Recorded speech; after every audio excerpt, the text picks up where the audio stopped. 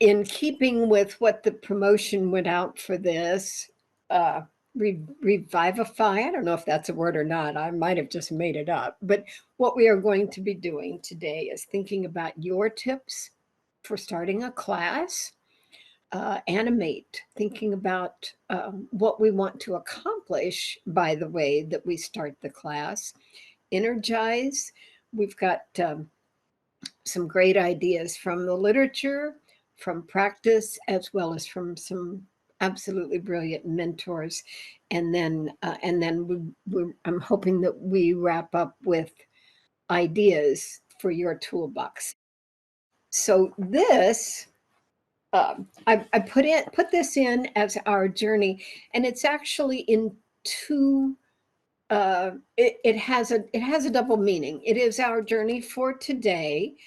We're going to be looking at the overview, expectations, where we're going, but it's also our journey for how we move through our classes. So we think about it with our overview. We think about with the dialogue and how we adjust as we're moving through, and how we share that joy in the journey, because that is a truly important part of it. Every one of you are experts and passionate about your topic, and how you're able to share that passion is so important. But we'll also include resources and ways that we collaborate and the guidance that we provide. So all three of these components of the journey apply to us for today, but also apply for how you are navigating your class. And so my next item is a Slido poll. So what are the first 10 or 15 minutes of class like for you and for your students? What do you do? How do you start class? What's your pattern, your routine? So icebreakers, yes. And for who put that in, jot down what type of things you use for icebreakers. The agenda for the class, absolutely, of course. Where we're going, what our expectations are for today. Ah, look at that video. Um, definitely, definitely. Discussions, introduce what we're doing, what the topic is, and we referenced icebreakers, which I do as well in class. And many times the icebreaker will be something related to our topic for the day, but often it may not too. It might be something that's going on. It might be, what's a movie you've watched lately or something like that. But I do try to do icebreakers, especially, well, I always do icebreakers, but toward the beginning of the semester, I do try to include, yeah, I love that. Stories about our favorite things. I try to include things that are going to encourage them to get acquainted with each other. And yeah, the stories about our favorite things are definitely one of them. Favorite things, favorite movie, favorite uh, Disney characters. That's usually one of them I include somewhere along the way. So those are all ways that we get started in the class. I love the idea of the videos. That's beautiful. So why do we ask about the first few minutes of class? Why would that be important? Well, you want everyone, we always want everyone to feel welcome. I want you to know that I am glad that each one of you are here today, just as you want your students to know that you are glad that they have joined you, whether it's face-to-face, whether it's a synchronous class, or whether it's how you're starting an asynchronous semester. In any case, that you need to know that they need to know that you are welcome them. Also, we are generating interest, and several of your comments in the Slido poll lent themselves to that. You might be doing something about what they were reading for the week, or it might be whatever the topic is. It might be something in the news that connects to class. We've had that. We've had a pretty fair amount of that happening. We're also setting the expectations. You mentioned putting in an agenda for the day. So we're for the class time.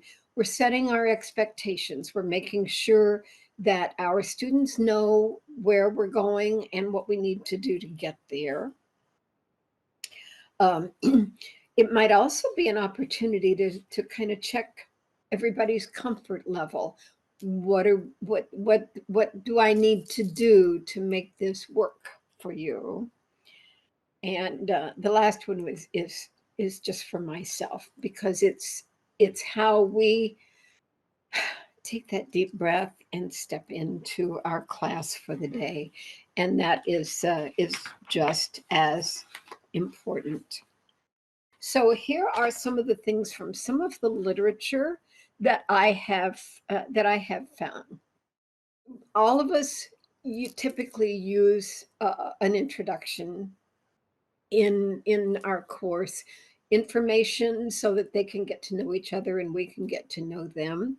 One of the really great things that I found in the reading is doing an interest inventory. What are the things that, and this can be an anonymous form, or something where they put in the information. Today we will, that correlates with the one, the agenda for the class. Here's what we're going to be doing today, just so that everyone knows that the expectations. I mentioned your joy, sharing your passion about your topic and what you do. And here's why I love this and why I'm hoping that you will too, type of thing. Some from the literature was the encouragement for you to be authentic, be your authentic self. Let them know that you are a person, that you've got, that you have family, you have things that you're doing, and it all ties in together. Padlet, Slido, and Flipgrid are what I had put into the Padlet as my personal go-tos for. I nearly always include one, if not all three of them in almost any class. A mystery box, thinking about what's making a mystery out of something that might be, are you interested in this? Let's think about this, and we're going to check into it later on. Your own teaching persona, and again, there's my comment about peace in there, because I like to make sure that we focus on that we keep ourselves focused on where we're going and what we need to do to get there. The course big ideas. This is a topic that you can also use to generate interest in it, because throughout the course we will be discussing some things about this concept, about what we're passionate about. And always the question of how we can support our students' success.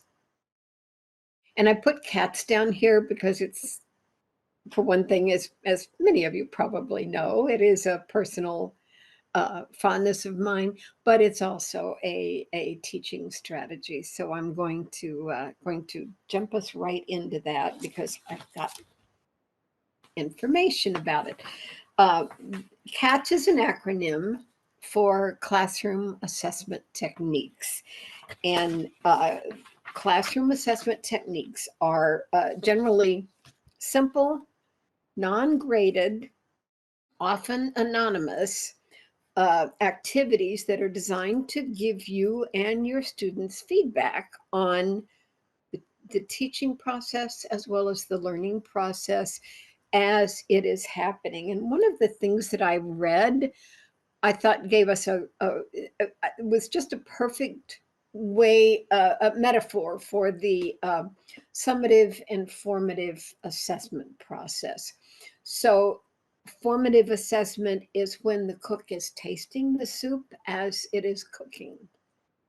The summative process is when the guests are tasting the soup at the dinner party.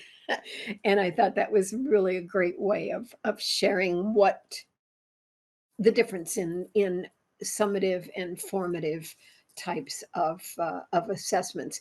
And the CATs, the classroom assessment techniques, are all come under the formative process, so that you can take just a quick temperature of what's going on and make adjustments as you speak, as you go through.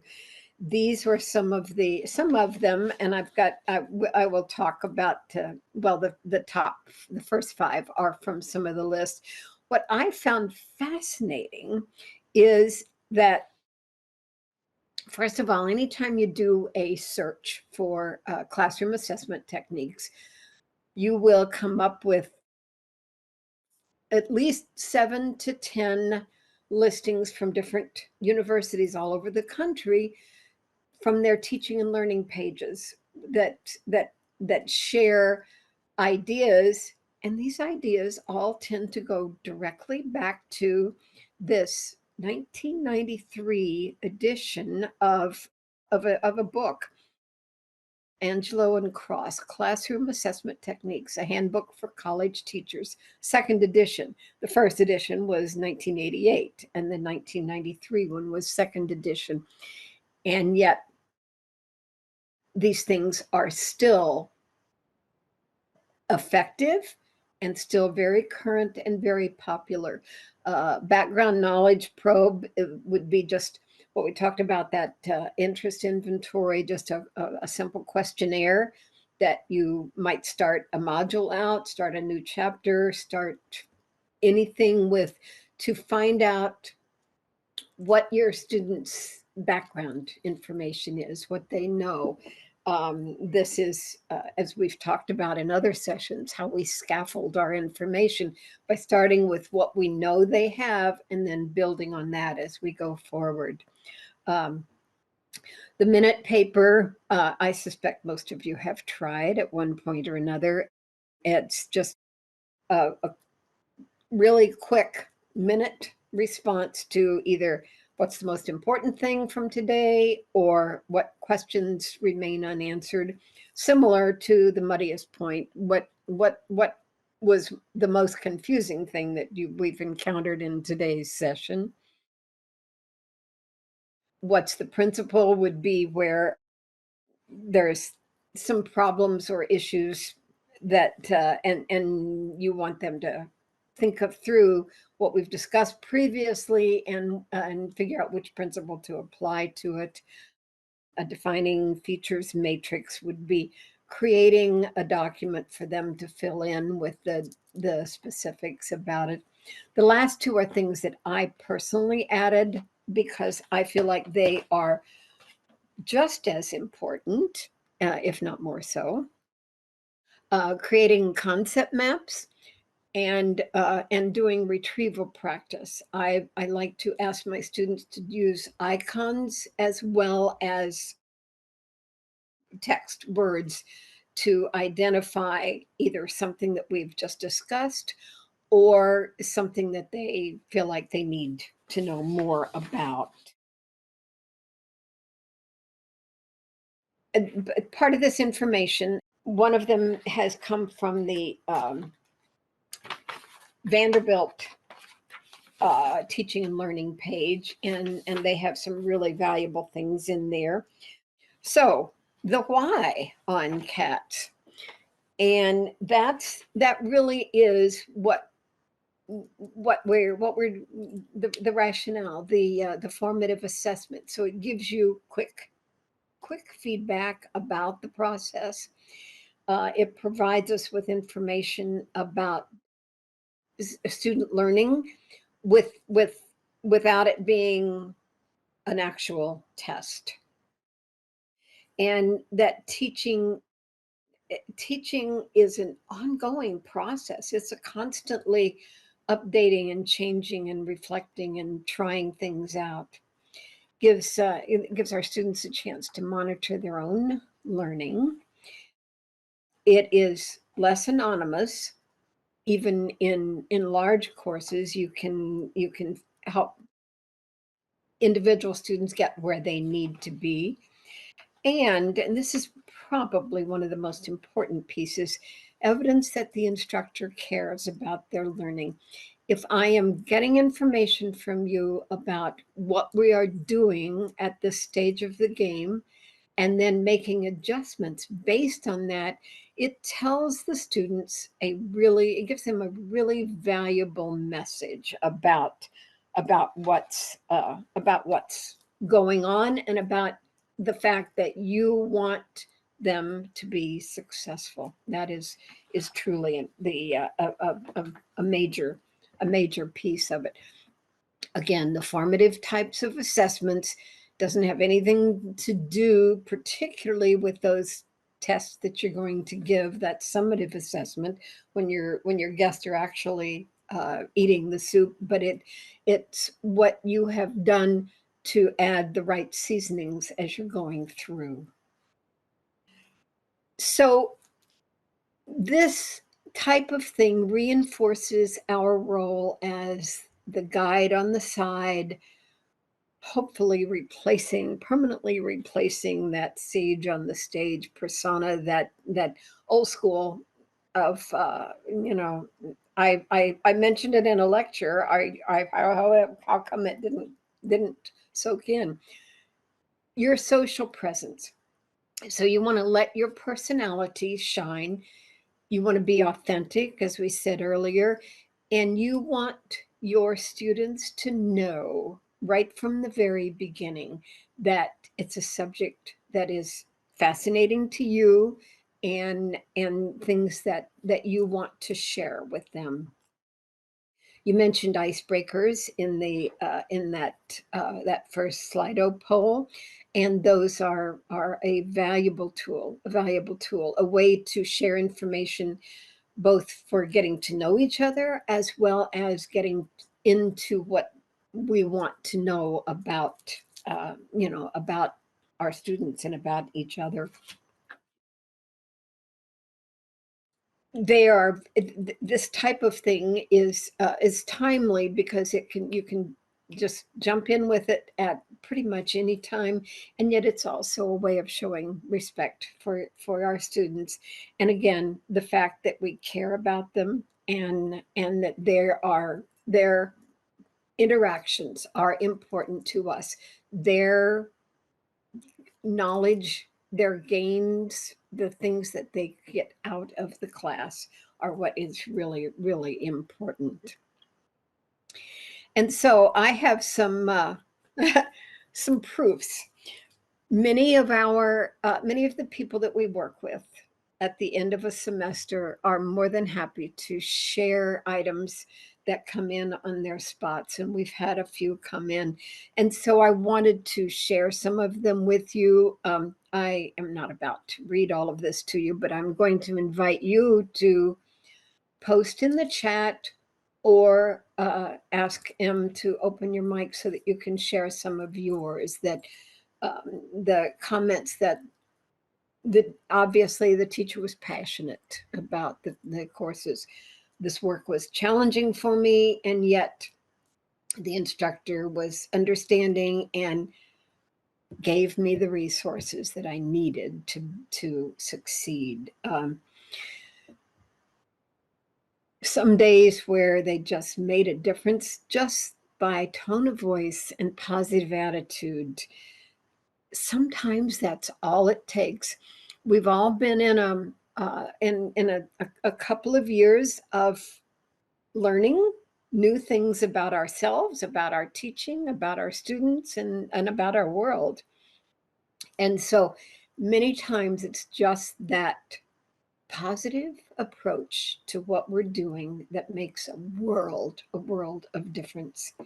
Um, Also, which I did not mention earlier, the ideas that we want them to be prepared for where they're going when they leave this protected environment. I have another Slido for you. So this is going to give you an opportunity to share.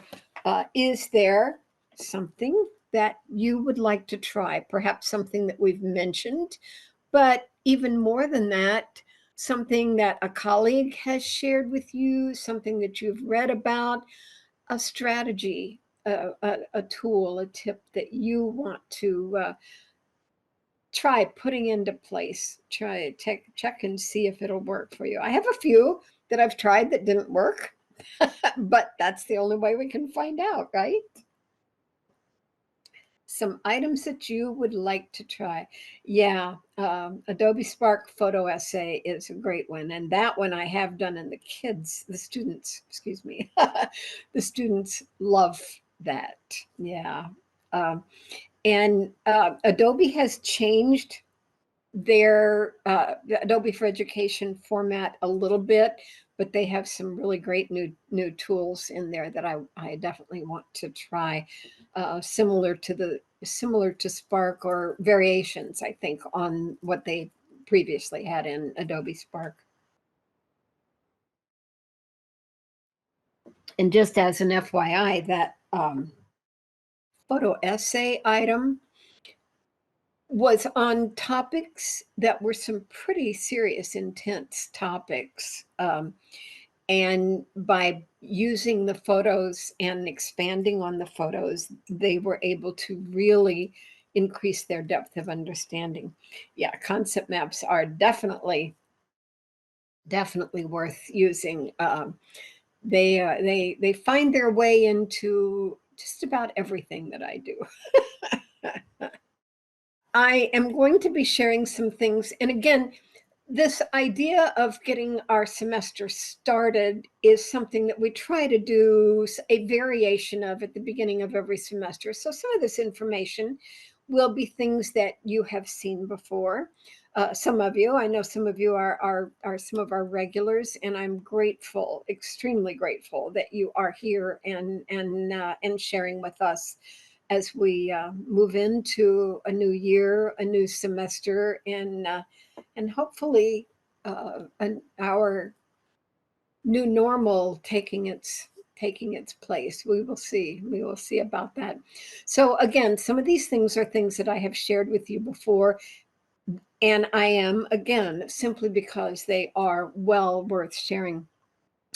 Michelle Pacansky-Brock does quite a bit, and one of her focus is on humanizing the online learning aspect. And of course, Dr. DeRusso, Lisa, is now working at Quincy College in Massachusetts, but she has shared so many things with us during the time that we have had the opportunity to interact and work with her. So let me share a couple of these things.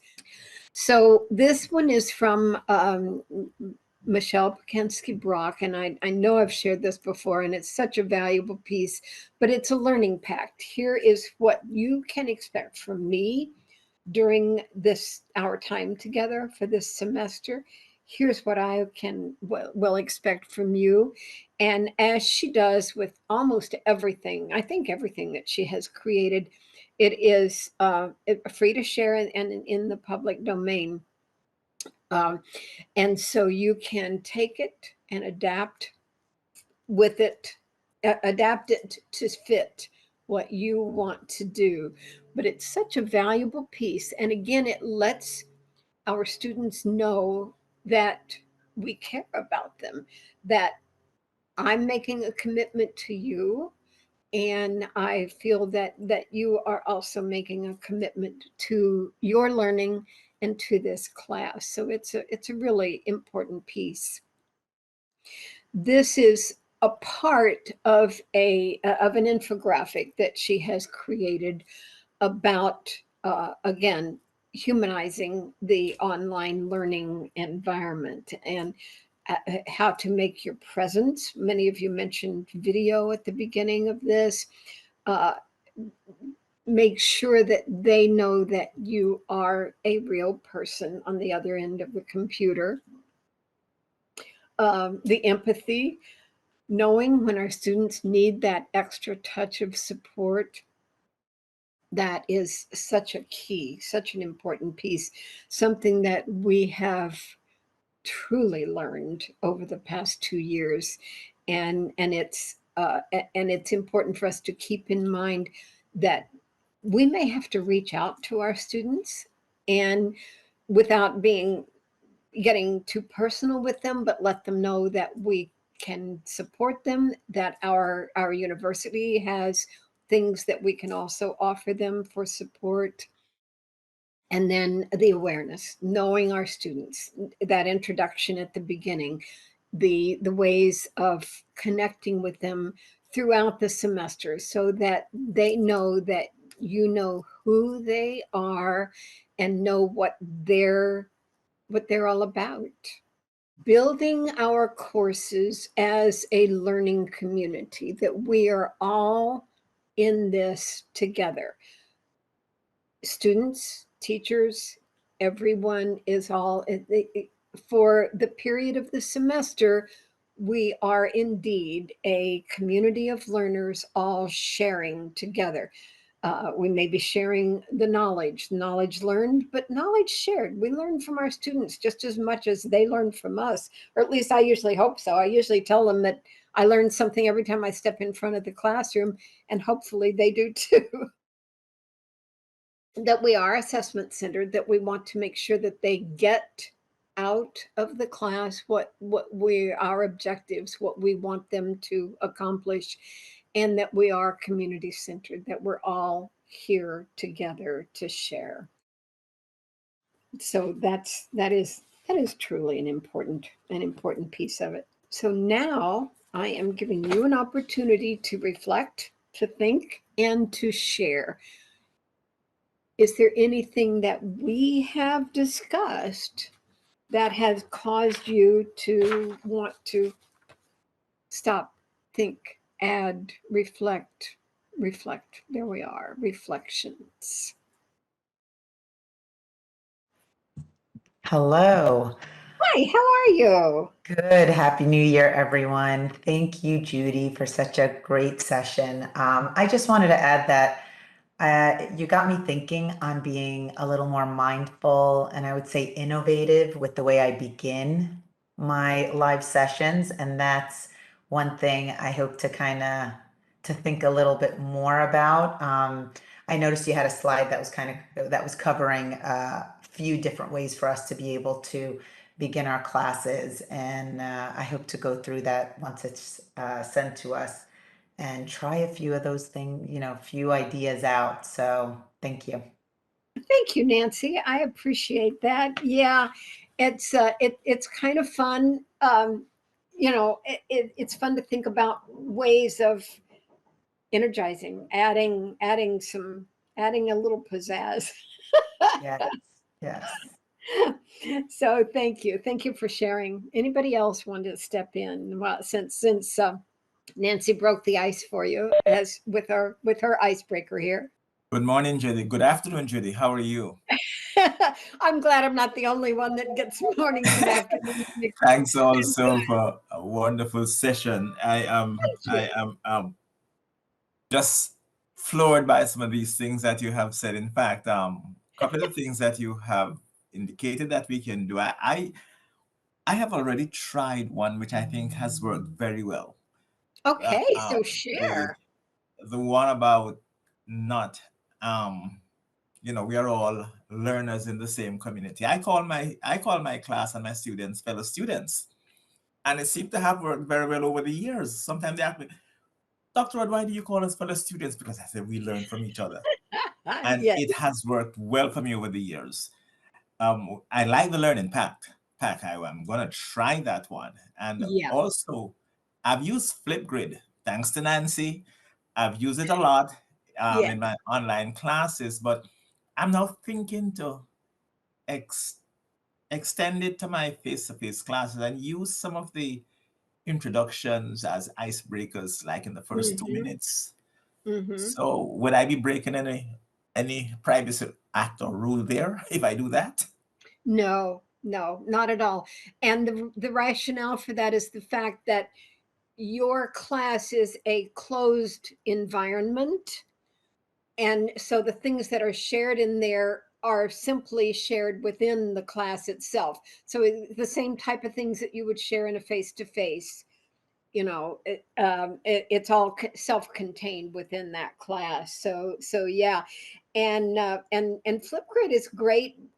Nancy probably has a gazillion other suggestions. One of the things I have done, of course, I nearly always use it for the introduction, but I also use it later on in the semester when I ask them to review some websites that have to do with things that they will be using once they get out in the field, and then ask them to use Flipgrid to do like a 30-second commercial for that website. And they have fun with that, and it turns out pretty well. And I'm sure Nancy has like lots of other suggestions for ways of using it throughout the semester. So thank you for sharing that. And yes, the students are a little taken aback when they think of you as being a fellow student, but indeed we are. There is no question about that. Thank you. Yeah, thank you. And so this is my thank you for joining me today, helping us get this semester off to an enthusiastic and energizing start. But and thank you for sharing this journey with us today. But more importantly, thank you for your dedication to your students, because that's what we're here for. That's why we're here. And thank you for being your amazing self. So I do appreciate everything that you have brought to this session today. Thank you very much.